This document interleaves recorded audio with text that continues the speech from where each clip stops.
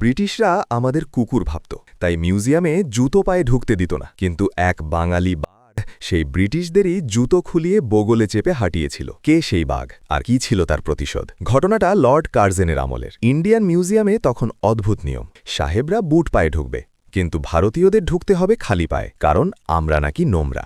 একদিন বাংলার বাঘ স্যার আশুতোষ মুখোপাধ্যায় তার চটিজোড়া পায়ে দিয়েই ঢুকতে গেলেন। দারোয়ান পথ আটকাল। স্যার, জুতো খুলুন, এটা লর্ড কার্জেনের অর্ডার। আশুতোষ সেদিন তর্ক করেননি। তিনি শুধু নিজের গোফে তা দিয়ে দারোয়ানকে বলেছিলেন, ও আচ্ছা, সাহেবদের বুট পরিষ্কার আর আমার চটি নোংরা, ঠিক আছে। তিনি সেখান থেকে ঘুরে চলে এলেন। পরদিন সকালেই তিনি কলকাতা ইউনিভার্সিটিতে নতুন নোটিশ ছোলালেন। তিনি তখন সেখানকার ভিসি। অর্ডার দিলেন, ইউনিভার্সিটি হল শিক্ষার মন্দির, এখানে কোনো ব্রিটিশ অফিসার জুতো পায়ে ঢুকতে পারবে না। সাহেব হতে পারো, কিন্তু জুতো বাইরে রেখেই আমার ঘরে ঢুকতে হবে। ব্যাস, কার্জেনের মাথায় বাজ পড়ল।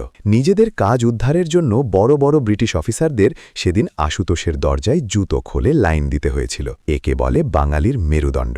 এই সাহসের জন্য একটা লাইক তো হবেই, আর কমেন্টে গর্জন করে লিখুন, জয় হিন্দ।